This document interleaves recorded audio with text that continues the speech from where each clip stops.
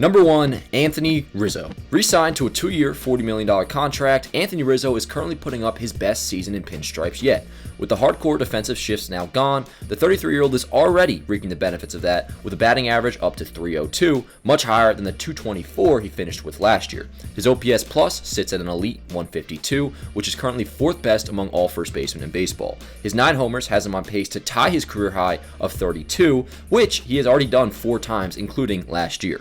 With Judge having missed time and now just getting out of a mini slump, it's safe to say Anthony Rizzo has been the Yankees' best hitter so far. Number 2, Harrison Bader.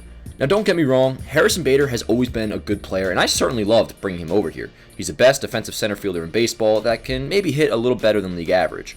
But what we've witnessed offensively from him so far in pinstripes has him on the verge of being a borderline superstar. While he's only played 15 games, the Bronxville native has already been worth a .7 WAR, which is actually more than each Gleyber Torres and DJ LeMahieu, who are both having good years without missing any time. Bader's hit 3 big home runs, has driven in 12, has a 146 OPS plus, all while playing remarkable defense in center field. The 28-year-old is set to become a free agent after this year, and I know I'm not alone in thinking that the Yankees should try to lock him up, maybe on a 5-year or a 6-year deal. Number 3, Aaron Hicks. Nah, just kidding. Aaron Judge. How does one follow up the greatest season in American League history? Well, while he was never having a bad year, Judge has had some struggles, particularly through the first few games back from a quick IL stint. Through May 12th, he was batting just .255 with a slugging percentage below .500.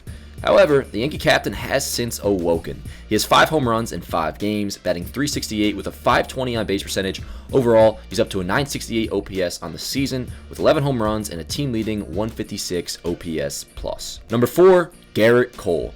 It seemed like from the second he donned the pinstripes, Garrett Cole became incredibly underrated and underappreciated as one of the best pitchers in the game.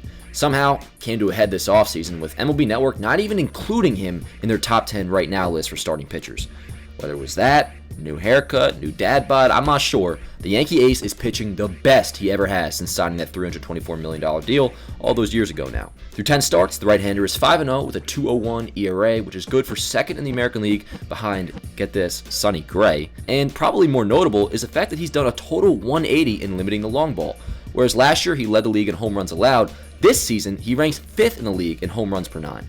If you can keep that specifically in check, it's pretty much a lock that he will finish in the top 2 or top 3 in AL Cy Young voting at year's end. Number 5, rounding it out with Ian Hamilton. Now, unfortunately, Ian Hamilton did just land in the IL, so we won't be seeing him for a bit, but I'd be a fool not to mention him.